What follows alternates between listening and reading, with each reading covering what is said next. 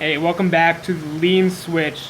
Today this may be the most important video in the whole course because I want to talk to you about something deeply evolved into your mind, but no one seems to talk about it. It's called food scarcity, right? It's a mental bias that I've discovered that causes you to overeat.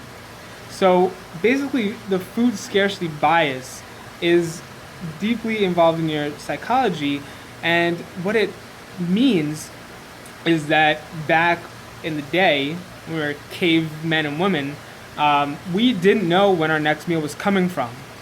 So psychologically, the cavemen and cave women who were always looking for food and always overeating were the ones who survived because they were always prepared for a lack of food, for a famine, right? And so they would live long, reproduce, and keep passing that down year after year after year. But today, there are literally at least 13 places you can walk to from your house and buy food from. We're not really lacking for calories. We're not worried about famine or times of starvation anymore.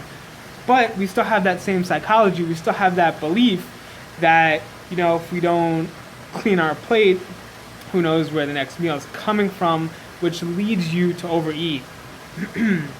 I mean, that's if you can't stop eating a meal before your plate's cleared, you might be suffering from this food availability bias.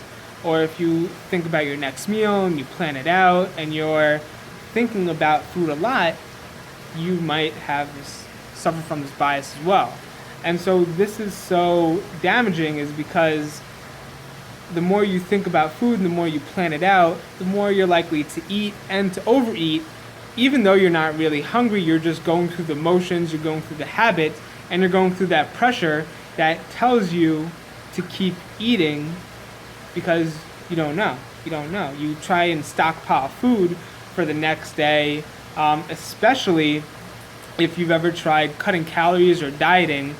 Then you might try and eat more today because you didn't have a big breakfast, or you're gonna try to go on a diet tomorrow, so you want to eat more today because there may not be as much food tomorrow.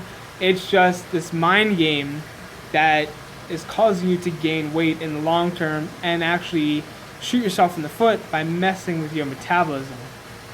So the way to really break this bias is to remind yourself that there's food all around, right? There's no lack of food. And the biggest practice, the practical way to do this for me and my clients is to eat a meal, right? And we'll talk a little bit about tips on how to eat further down that are so powerful, so good for losing fat. But eat a meal, don't eat the whole thing, and save it for later, right?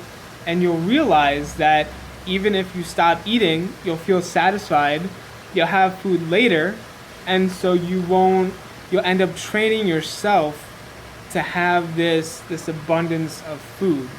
You can save it for later. Don't be afraid to get rid of leftovers. You don't have to save everything. You can compost it. You can share it with friends or family. Just these practices will teach you that food is actually abundant, that you don't need to always eat it all. You don't always need to eat it so quickly.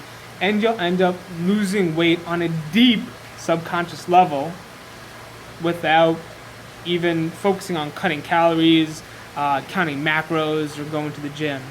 So now you know how to beat the food availability bias to lose weight, not your mind, and just turn up that lean switch. So I'll see you over in the next video.